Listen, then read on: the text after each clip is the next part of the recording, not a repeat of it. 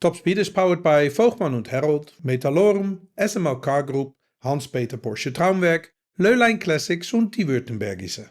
Ihr Fels in der Brandung.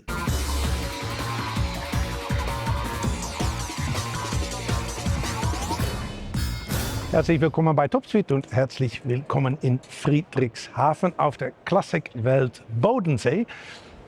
Am Anfang möchte ich mal sagen, manchmal kriegen wir Beschwerde bei Topspeed. Und eine dieser Beschwerde, sind nicht viele, aber es gibt immer so wenig Frauen bei dir in der Sendung. Dazu haben wir heute eine Lösung. Sarah, du bist mein Guide, weil du arbeitest für die Messe.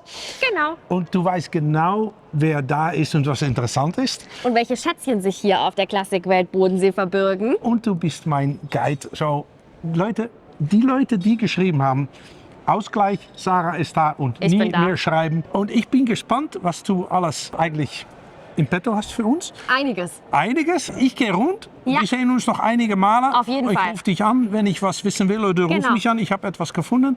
Und dann wünsche ich... Das wird nicht lange auf sich warten, dass ich dich anrufe. Genau. Und nächste Schreibe könnte sein, Martin, du kannst wegbleiben, die Sarah kann weiterhin Topspeed moderieren, aber darüber müssen wir noch reden. Darüber reden wir noch okay. mal, genau. Also ich werde dich ja jetzt nicht gleich direkt rauswerfen. Viel Spaß. Kaum eine Oldtimer-Messe ist so vielseitig wie die Klassikwelt Bodensee. Fahrzeuge zu Landen, zu Wasser und in der Luft sorgen für Vielfalt. Zum Start heißt Projektleiter Holger Ewald die Besucher willkommen. Ich darf Sie, liebe Besucherinnen, liebe Besucher, liebe Aussteller, liebe Partner und vor allem alle Freunde der Klassikwelt Bodensee hier recht herzlich zur Klassikwelt Bodensee begrüßen. Nicht nur die Besucher, sondern alle Teilnehmer, alle Aussteller, alle, die hier auf der Klassikwelt sind, können was erleben. In unserem Vintage Demo Race kann man mitfahren. Die Teilnehmer haben Spaß, 3 Tage lang hier mitzufahren. Die täglich stattfindende Airshow, ein absolutes Highlight. Wir haben unsere Oldtimer Park Arena, wo sich Besucher mit ihren Fahrzeugen präsentieren können. Wir haben Amphibienfahrzeuge auf dem See. Wir machen eine Parade, eine Ausfahrt an den Bodensee, nehmen die Stadt noch mit dazu. Bei uns gibt es so viel Abwechslung, so viel zu tun, für groß und klein, für jeden ist was dabei. Mein Guide an diesem Wochenende ist Sarah Auer, die für das Marketing der Messe Friedrichshafen verantwortlich ist.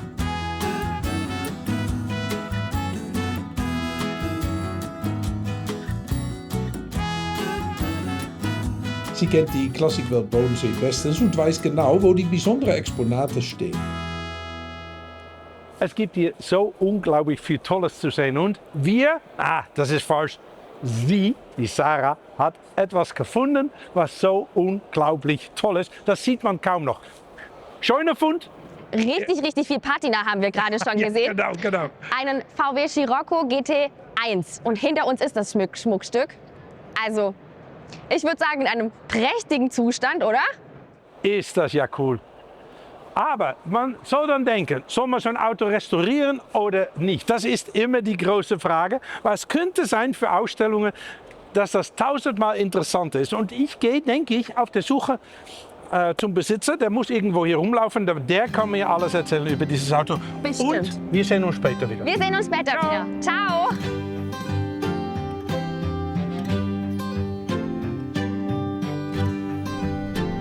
Die Klassikwelt Bodensee ist großzügig und übersichtlich aufgebaut, wodurch alles, was hier ausgestellt wird, noch besser zur Geltung kommt.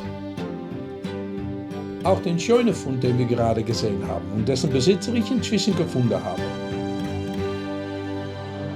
Tim, die Sarah hat schon gezeigt, was für Besonderes du hier hast. Ein schöner Fund, erste Klasse. Ja. Wie um Gottes Willen kriegt man so etwas? Ja, stand auf einem verlassenen Anwesen das Fahrzeug. Hat ein bisschen gedauert, bis ich dazu kam, den Besitzer ausfindig zu machen. Und wir waren uns dann relativ schnell einig, weil das Auto musste dort weg, weil das Anwesen verkauft werden sollte. Das war schon komplett entkernt. Nur noch das Auto stand da und ja, ich musste Lass das du Auto es so? befreien. Der war genau so gewesen, wie er jetzt steht. Bleibt es so? Ja, Bist du ich weiß nicht es noch nicht. Ich weiß nicht, was ich machen soll. Eine Restauration für so ein Fahrzeug schlägt mit über 20.000 €, wenn man es vernünftig macht, zu Buche. Ja. Die Fahrzeuge kriegst du in einem Top-Zustand, also in diesem Modell GT mit Kunststoffstoßstangen, kriegst du für zwischen 15.000 und 20.000 €. Aber als Ausstellungsstück ist es so einzigartig. Mega, Das ist, mega. Aber hier Sowas steht findest du aus, nicht. da steht so ig53.de, Ja. weil das ist der Zweck, warum du hier bist. Genau, wir sind die Scirocco Original IG. Wir existieren seit über 25 Jahren, sind in Deutschland und angrenzende Länder vertreten. Ja, und wir haben in unserem Repertoire schätzungsweise 50 bis 70 Sciroccos, alle in einem wunderschönen Zustand. Ich hoffe, hast du gesehen, was für ein Grinsen ich habe? Ich hoffe, dass die Zuschauer zu Hause die gleiche Grinsen, wenn sie so etwas sehen, weil hier klopft das Herz für Oldtimer, muss ich echt sagen. Ja. Vielen Dank, viel Spaß auf der Messe. Jawohl, Martin, Und, danke wir sehen uns dir. noch. Viel Spaß. Ciao. Ciao. Für die nötige Unterhaltung sorgt an diesem Wochenende die niederländische Theatergruppe Abacus. Mit ihren außergewöhnlichen Fahrzeugen sind sie auf dem gesamten Messegelände unterwegs und zwischen den Klassikern und den vielen Messeständen sorgen sie für zusätzliche Abwechslung.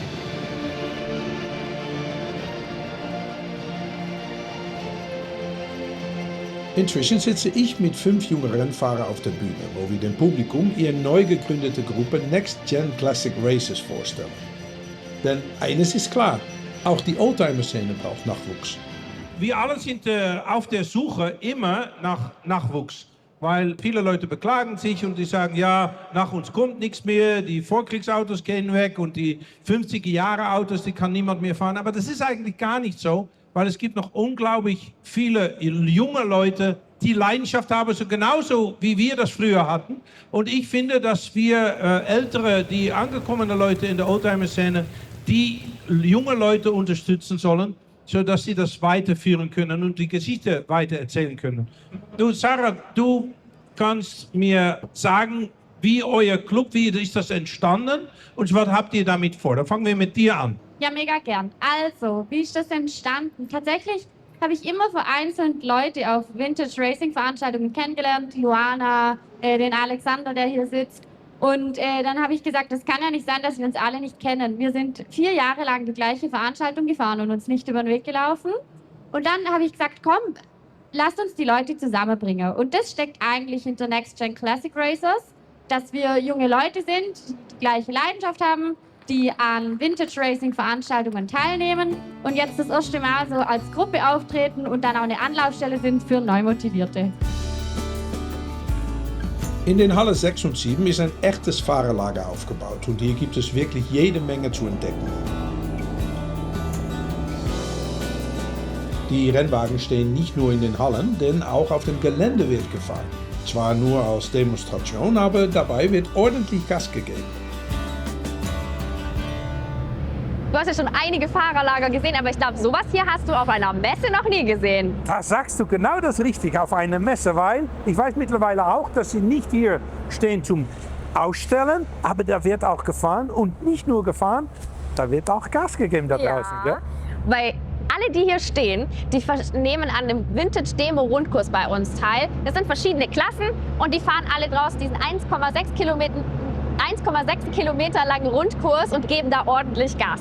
Also hier kann man einiges erleben. So, das Publikum, egal, die sind drinnen und die wissen, oh, wenn ich jetzt rausgehe, dann sehe ich wieder etwas und man hat verschiedene Epochen. Ich sehe Vorkriegsautos, ich gehe DTM-Autos. DTM-Fahrzeuge gibt es. gibt aber auch zum Beispiel drüben die Motorräder, die Seitenwagenfahrer. Wir hören schon was. Wir hören es. Es ist der Wahnsinn. Hier ist immer Action. Immer wenn man in diese Fahrerlager reingeht, ist immer Action. Hier ein Auto, da kommt eins rein, da geht eins raus.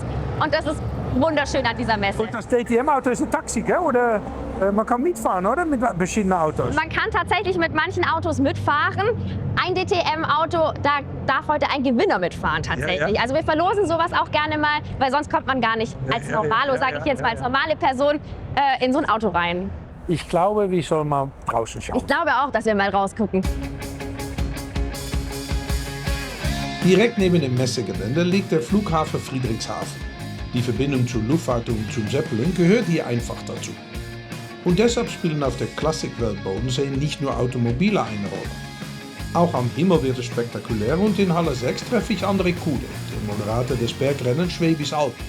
Statt auf der Bühne sitzt er diesem Wochenende am Lenkrad seines Porsche und bietet Taxifahrten an. Ich war hier schon öfters als Besucher in der Messe, Motorsport, Ersatzteile und. Und ja, hier ist wirklich was geboten. Es ist brutal. Und für mich war klar, ich muss hierher kommen mit meinem Auto und hier auch mal fahren. Und dieses Jahr hat es sogar geklappt.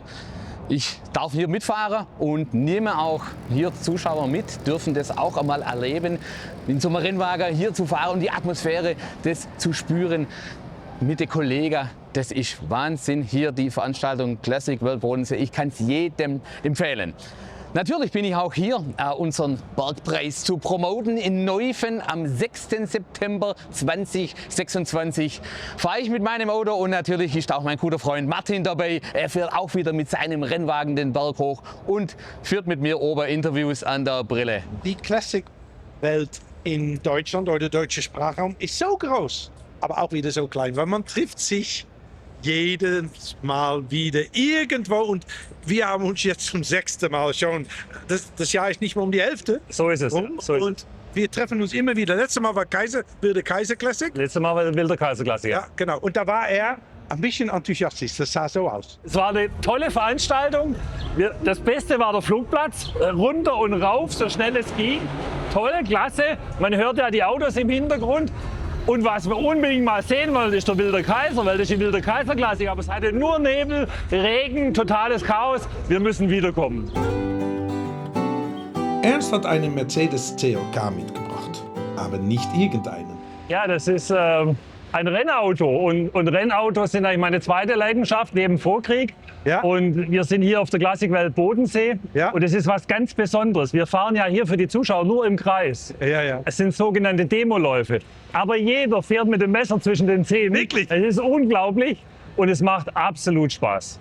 Ja, aber wir haben ein Interview gehabt mit jungen Leuten, die fahren hier auch. Und da habe ich gesagt, was ist mit den Konkurrenz untereinander? Weil ich weiß, dass Rennfahrer, auch wenn es ein Demolauf ist, irgendwann, wenn der Helm aufgeht, Schaut so aus. ja, genau, da muss man, auch wenn es der große Preis von gar nichts ist, man will da irgendwie nicht nach das. Ja, klar, ist so. Hast du das auch? Ja, natürlich. Sobald du da draußen bist und einmal um die Ecke fährst, gilt nur noch eins, kein Vorbeilassen, möglichst der Schnellste sein. Wobei man muss ganz klar und fair sein. Er hat das Auto dabei, die viel mehr Leistung hat. Ja, ja. Und jeder fährt auch rechts ran, lässt sich vorbei. Ist absolut fair. Aber wie gesagt, jeder will immer so schnell wie möglich. Ja.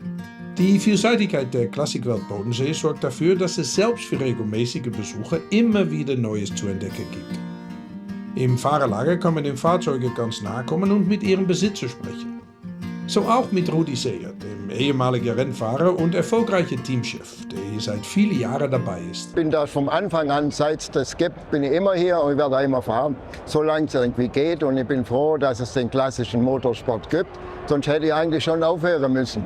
Aber da ist man noch, hat ein Betätigungsfeld, macht riesen Spaß zu fahren. Mit dem Formel 2 auf so einer Strecke ist nicht ganz ungefährlich. Wir geben Vollgas, das ist ganz klar, wenn man im Rennauto sitzt. Aber macht Spaß, auf jeden Fall. Wir sind hier mit den Next Gen Classic Racers. Wir sind 8 Fahrzeuge und fahren heute beim Vintage Demo Race mit.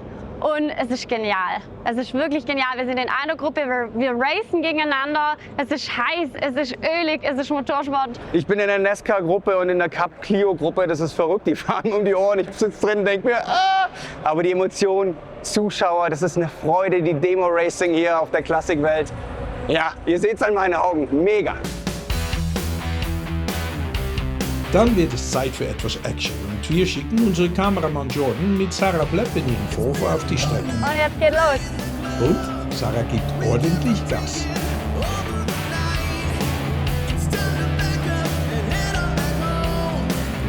Und Nummer 1.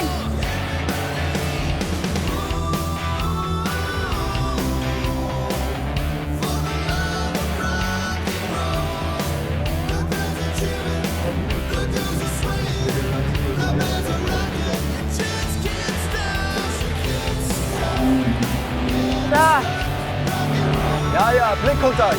Blickkontakt.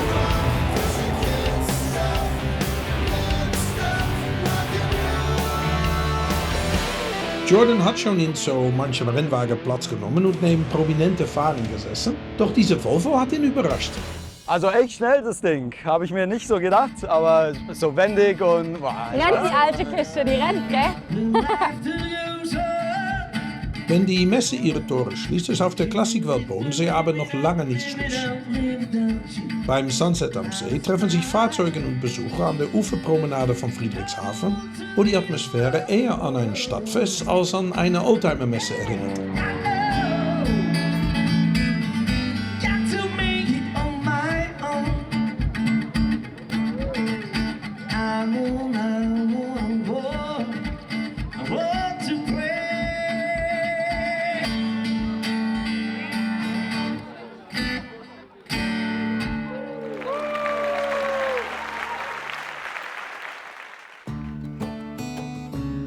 Am nächsten Morgen füllen sich die Halle schon früh wieder mit Besuchern. Noch vor der Eröffnung der Messe bekomme ich einen Anruf von Ernst. Er hat organisiert, dass ich bei einer der Demonstrationsfahrten selbst an Steuer seines Fahrzeugs darf. Und diese Gelegenheit lasse ich mir natürlich nicht entgehen. Es ist noch nie passiert, dass du dich nicht an dein Versprechen gehalten hast. Weil du hast mich heute Morgen angerufen, Martin, Auto steht, du bist angemeldet worden, weil, das muss ich auch sagen, draußen passiert viel, aber die Sicherheitsmaßnahmen sind groß hier, weil da wird doch ordentlich Gas gegeben. Also man muss eine Verzichtserklärung unterschreiben, man braucht einen Führerschein, um zu fahren, logischerweise. Und das Ganze ist auch versichert vom Veranstalter aus. Deshalb fahren wir auch alle ohne Kennzeichen. Oder man muss das Kennzeichen abkleben. Und das muss halt seine Richtigkeit haben. Genau. Weil wir sind halt trotzdem schnell unterwegs. Und das Allerschönste ist, dass ich nicht mal blättern muss, aber dass Ernst gesagt hat, und du fährst. Bist du dir sicher? Ja, ich bin mir sicher, dass du fährst, ja. Ich würde sagen, in Österreich sagt man, steig ein. Ja, bei uns steig ein, scheiße. Du da, ich da. Nein, ich da. Aber ich muss dir helfen einschlagen. Schau. Oh, was ein schönes Ding ist das. Sitz ist fest, kannst du nicht verstellen, aber müsste passen, oder? Ja, passt sehr gut, weil ich bin fast so groß wie du. So ist es. Die Klassikwelt Bodensee trägt an vielen Stellen die Handschrift von Roland Bosch. Über viele Jahre hat er diese Messe geprägt. Sein Tod im Mai dieses Jahres hat viele Menschen hier tief bewegt. Und unter seinen wachsamen Augen nimmt mich Sarah mit zu einem weiteren Highlight. Ich habe tatsächlich noch ein Highlight hier für dich gefunden. Und was für ein? Ja, Wahnsinn, oder? Man sieht schon, hier sind historische Feuerwehrfahrzeuge unterschiedlichster Epochen. Und ich finde wirklich wahnsinnig imposant, was hier alles steht. Weißt du, was ich imposant finde? Die Leute, die das betreuen, das sind wahrscheinlich ehemalige Feuerwehrmänner. Mitglieder, genau. Ja. Und das ist so eine Leidenschaft. Die sind Tag und Nacht damit beschäftigt. Und ohne sie hätte das nicht mehr existiert. Ist das der Wahnsinn? Nein, das ist wirklich der Wahnsinn, was die hier alles ausgegraben haben, muss man sagen. Schau dir das an. Das ist und dann echt. Ein Traktor davor, ein Hanomag. Ein Hanomag-Traktor. Und hinten die Pumpe dann und wirklich schönes Gespann. Ja. Und auch, das ist wahrscheinlich von Feldjäger oder was dann auch, in Grün, das ist der nächste. Und hier ist das der BMW. Schau mal, was für Fahrzeuge die früher gefahren sind, gell? Viel schöner als jetzt, muss man sagen. Hier in Holland, weißt du, die Polizei in Holland, die hatte Porsche 911. Oh, das wow. würde undenkbar sein eigentlich jetzt in dieser Zeit. So, es fällt mir auch auf, hier ist es etwas ruhiger noch. Aber das ist wahrscheinlich, weil die Leute noch, weil die Messe ist so groß. Sind und die haben noch hinten zu tun, bis sie dann hier vorne sind. Und hier kommen sie dann wahrscheinlich noch am Schluss vorbei. Und gibt auch noch etwas zu essen. Natürlich gibt es noch was zu essen. Weil wer mich kennt, weiß, ich denke immer an Essen. Ah, ich aber tatsächlich auch. Wer über die Klassikwelt Bodensee geht, merkt schnell, dass hier ganz unterschiedliche Welten aufeinandertreffen. Seltene Einzelstücke stehen neben bekannte Klassiker und Rennfahrzeuge neben Alltagsautos vergangener Jahrzehnte. Und genau diese Vielfalt sorgt dafür, dass man immer wieder Fahrzeuge entdeckt, die man zuvor noch nie gesehen hat. Bei mir läuft inzwischen der Motor und Ernst und ich sind auf dem Weg zur Strecke. Also, wir müssen natürlich ESP ausschalten, Martin, weil... Was ist ESP? Ich habe Ahnung, gell? Der Profi sitzt neben mir und ich setze mich rein. Ich muss sofort meinen Helm aufsetzen. Ja, das wollte ich auch noch sagen. Pass auf, Helm auf, gell? Kannst du mal halten. Ja, genau. Aber die große Herausforderung ist, ich bin nicht mal 5 Meter in dem Auto gefahren. Und jetzt willst du, dass ich volle Kanne... Alles, was du hast. Alles, was ich habe. Mein Gott. Angeschnallt bin ich. Wenn ich einen Fahrer habe, der nicht weiß, was ESP ist, muss ich mich da... Ach du Scheiße. Ey. Darf ich auch mit meinen Armen raushängen und eine Hand lenken? Du kannst machen, was immer du willst, aber auf der Strecke müssen die Fenster geschlossen sein. Aber wirklich im Ernst, das Auto ist richtig cool. Muss ich echt sagen, hast du schön gemacht. Aber wir haben natürlich viele schöne Autos um uns rum. Ja. Volvo, Porsche, Fiat ist auch schön hier BMW, neben. Fiat 124. Ja. Dass es solche Veranstaltungen gibt, da geht doch das Herz auf. Also nicht nur für uns, aber auch fürs Publikum. Das hier in Friedrichshafen bei der Bodensee Classic ist einmalig. Also wir haben hier einen Kurs, der auf dem Messegelände ist, der rausgeht auf die öffentliche Straße, wieder zurückkommt zum Messegelände. Wir können richtig schnell fahren. Es sind ganz viele unterschiedliche Autos unterwegs und man wird es nachher sehen, wenn wir fahren. Es hat Menschenmassen, die sich daran erfreuen, dass wir da im Kreis fahren. Und es geht ja um nichts. Und da gibt es heute noch ein paar Mal eine Luftshow? Heute Mittag, in der Mittagspause gibt es eine Luftshow. Ja. Es gibt wohl auch eine Hubschraubershow. Und das ist im Endeffekt eine Messe für Familien. Es ist nicht nur eine Messe. Nein, es ist ein Event. Es ist ein richtiges Event. Ja. Und die machen das toll.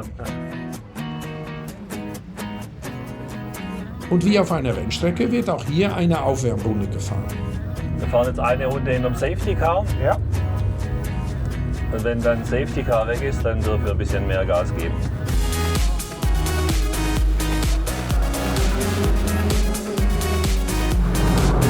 Voll konzentriert auf die Schikane zu. Jawohl!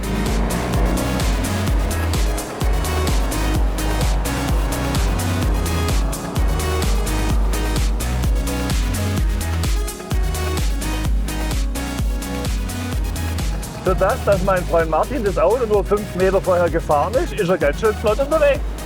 Und er hat Spaß.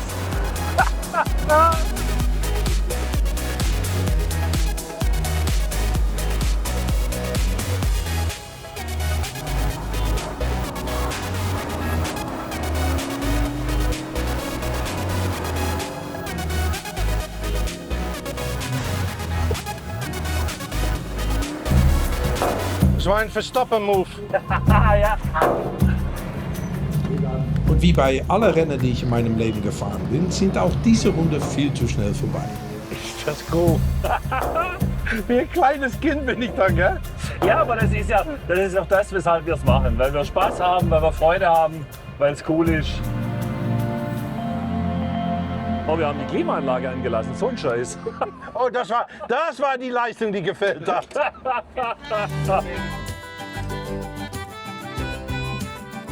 In dieser Sendung haben wir Sie mitgenommen auf die Klassikwelt Bodensee. Eine Messe, die weit mehr ist als eine Oldtimer-Ausstellung. Zwischen Flugshow, Fahrerlager, Demofahrten und tausende Fahrzeuge gibt es an jeder Ecke etwas zu entdecken. Und genau deshalb verbringen viele Besucher nicht nur ein paar Stunden hier, sondern gleich ein ganzes Wochenende.